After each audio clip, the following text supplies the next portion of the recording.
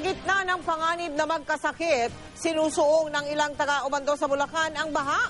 Dahil kung hindi, wala naman daw silang makakain. Sa Valenzuela naman, mahigit 200 pamilyang inilikas ang hindi pa rin makauwi. Mula sa Valenzuela, nakatutok live si Trisha Zafra. Trisha. Mel, nakangitiman at nagkakatuwaan pa rin yung ilan nating mga kababayan sa kabila ng ilang araw na pagkababad sa baha at sa sakit na maaaring idulot nito, hindi na Mel maipagkakaila yung hirap na kanilang dinaranas dahil sa baha. Baha pa rin ang bubungad sa sino mang pupunta sa Ubando, Bulacan.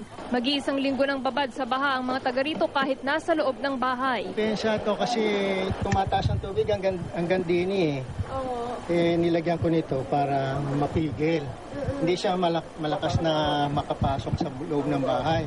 Kasi sa loob ng bahay ko hanggang baywang pagka pumasok to Bukod sa 6x6 truck, pedicab, bangka, rubber boat at balsa lang ang uubra sa mula Hita hanggang Bewang na baha. Ang mga dating tsuper ng jeep, bangkero muna ngayon. Wala po, ganun talaga Hindi po kami makakain pag di kami gumanito.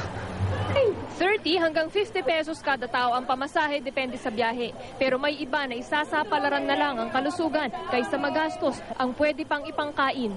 Tsaka wala na kami agahan, tanghalian na lang, tsaka hapunan. Pero matataba pa rin kami, naka-smile.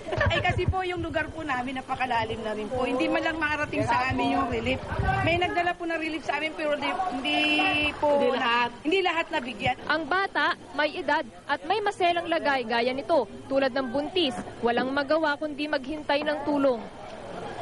Hindi ka makalabas Pag may bibili, hindi ka makakabili. Kailangan meron kang stock na pagkain. Meron pa ba kayo stock na pagkain? Naubos na. Wala nagbibigay na relief. Walang nagtatrabaho. Kagaya kami sa Malabon pa yung trabaho namin. At hindi pwedeng mga kung kailan matatapos to at sumusunod lang kami sa high tide. At sa next week ay mababa ng high tide. At iyon ay magkakaroon kami ng unang ilinisin namin muna ang bayan.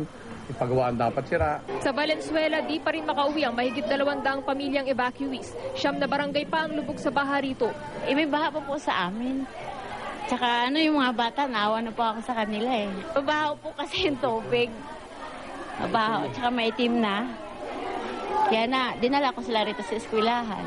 Una sa lahat, yung kanilang mga pagkain.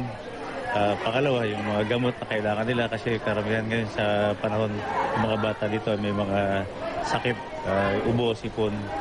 So meron tayong mga doktor dito ngayon na siyang tumitingin at gumagamot at nagbibigay ng gamot sa mga pasyente. Mel, wala pang naitatalang kaso ng leptospirosis sa Ubando at Valenzuela pero nauna nang nagbabala ang Department of Health na mag-ingat lalong-lalo na yung mga bata at pinagbabawalan silang maligo sa baha para nga maiwasan ang naturang sakit. Samantala, Mel, magdamag ngayong gabi hanggang bukas ulit na maghapon iindahin ng mga taga rito sa Valenzuela at maging doon sa Ubando, Bulacan ang mataas na tubig dahil ayon sa forecast ng Pag-asa, hating gabi ngayon o hating gabi mamaya ay magkakaroon ng high tide na may taas na 0.54 meters at ang low tide naman ay mangyayari mamayang alas 3 ng madaling araw pero muling magkakaroon ng high tide bandang alas 11:16 bukas 1.31 meters yung taas niyan at ang low tide ay mangyayari 6:56 PM pa ng gabi. Mel?